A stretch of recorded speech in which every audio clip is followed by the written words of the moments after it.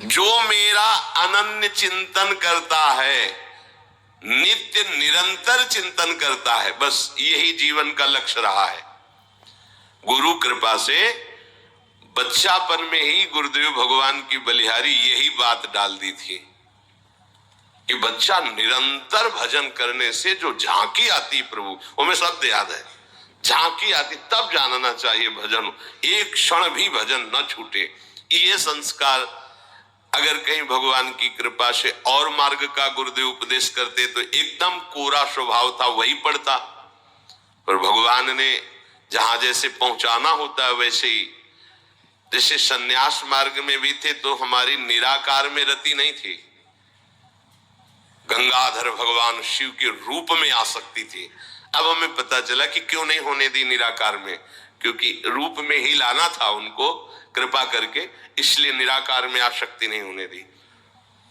उनका सारा पहले विधान होता है। गुरुदेव भगवान ने ये पिताश्री से कहा, पिताजी आए और कहा कि ये लड़का बाबा बनना चाहता है स्वामी जी। वो आते जाते थे घर में, तो सैमशी में उस समय स्वामी जी विराजमान, तो उनका पाड़े छोड़ जाओ, एक हफ्ता बाद ये घर भाग जाएगा, या फिर हम एक हफ्ता बाद मंत्र दे देंगे, तब जान लेना कि साधु बनी ही जाएगा।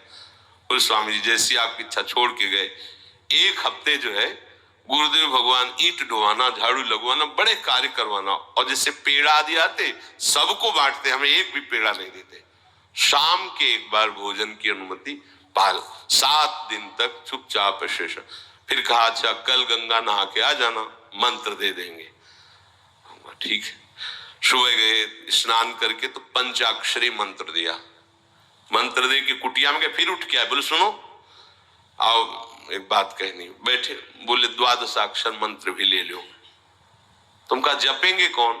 बोले पहले तुम ये जपना, लेकिन ये रखे रहो, आगे काम आएगा।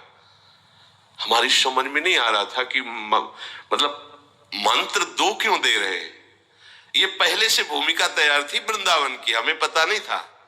12 अक्षर मंत्र भगवान श्री कृष्ण का, पंचाक्षरी मंत्र सबसे पहले दिया। बाद में पता चला कि ये बीज तो गुरुदेव ने ही पहले बो दिया था कि जिस मार्ग से घूम के जाना है। वो कह रहे थे कि बाद में तुम्हें पता चलेगा। वो बाल्यावस्था थी, मेरी मति गति वहां तक पहुंच नहीं रही थी। और जपे हम पहला ही, जपे पहला ही, बाद में जब भगवान शंकर ने इधर, तब मुझे समझ में आया कि बीज तो गुरुदेव भगवान ही अंदर से बो दिए थे पहले ही। ये कृपा गुरुदेव भगवान की हुई कि चित्त में बैठाल दिया कि निरंतर चिंतन करना यही संन्यास है, यही साधना है, यही भगवत प्राप्ति का स्वरूप है। गुरु कृपा से पूरे जीवन भर एक बात रहे कि हम कभी एक सेकंड के लिए अपने आराध्य देव को ना भूले, पूरे जीवन भर इसकी चेष्टा गुरु कृपा से करते। अन्य सब बात थी साधन की, पर बात उसमें प्रधान ये थी कि भूले ना। जैसे हम गायत्री मंत्र भी जप रहे हैं नैष्ठिक ब्रह्मचर्य में, तो गुरु के द्वारा दिया हुआ पंचाक्षरी मंत्र लिखा हुआ है, बार बार उसे देख रहे हैं, अंदर से देख रहे हैं, गायत्री मंत्र चल रहा है। बड़ी कृपा रही है, मन को भागने के अवसर नहीं मिले। अनन्य चेता सततम, इसीलिए हम आपको फिर कह रहे हैं, बहुत जल्दी लाभ लेना है तो इसको डबल पटरी में फंसाओ।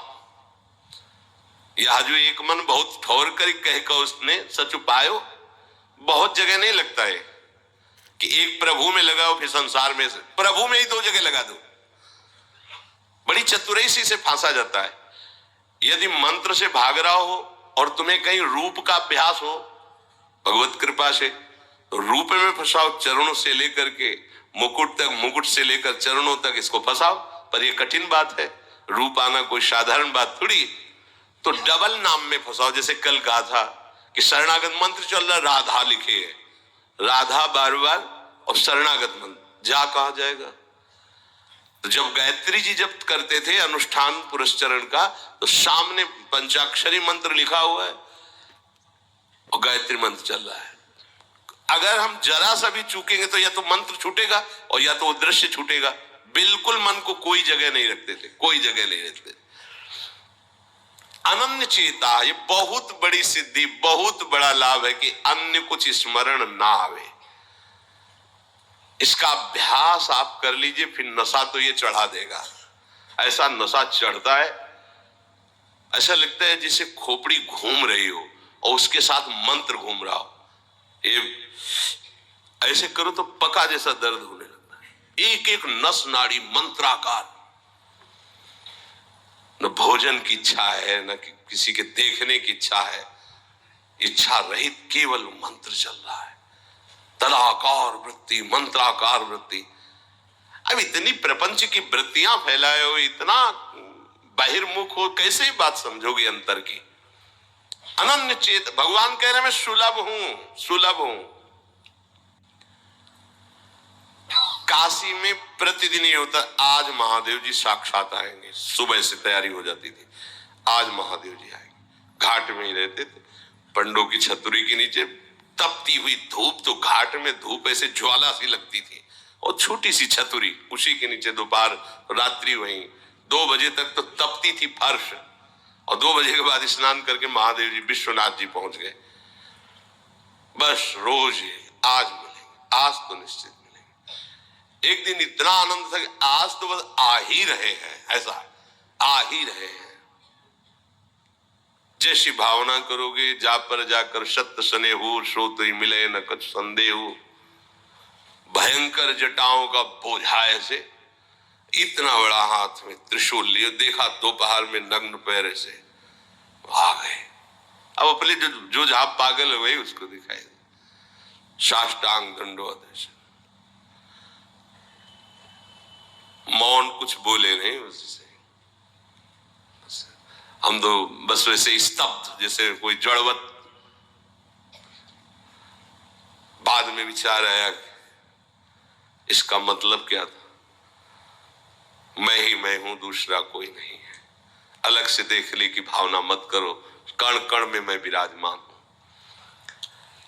एक दिन भाई जी के प्रति बहुत आकर्षण जब था, तो एक स्वप्न देखा कि स्वप्न में हम भाई जी से पूछ रहे कि मुझे श्री कृष्ण की प्राप्ति कब होगी।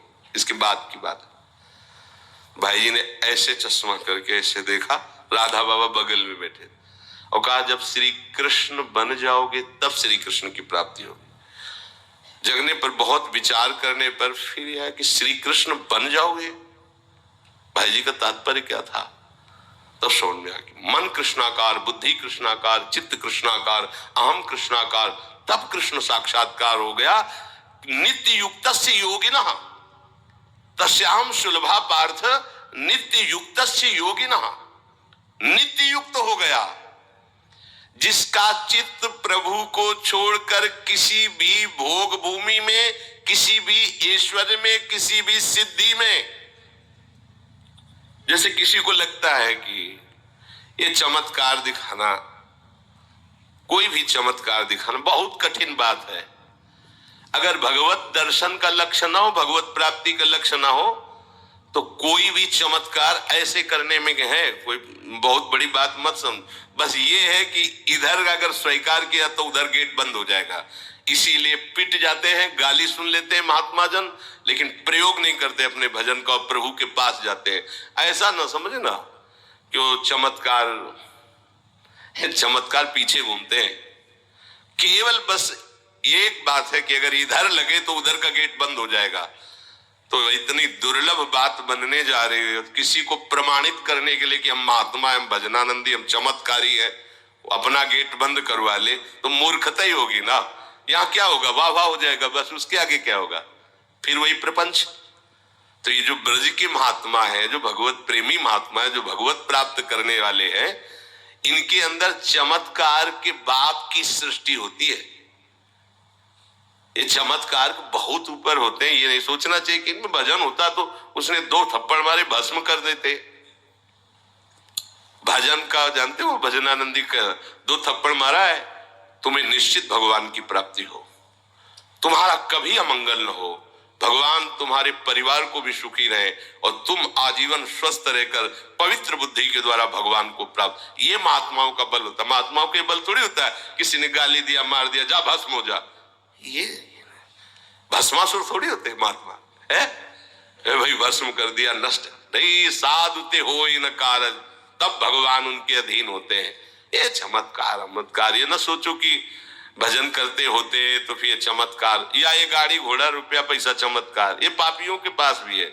ये तो प्रारब्ध का खेल है, प्रारब्ध बदला, ऐसे से ऐसे हो गया, इनका कोई महत्व नहीं है।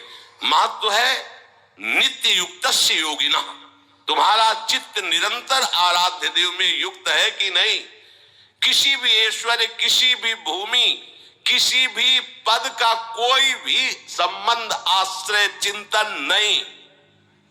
ये हुआ अनन्य चेता।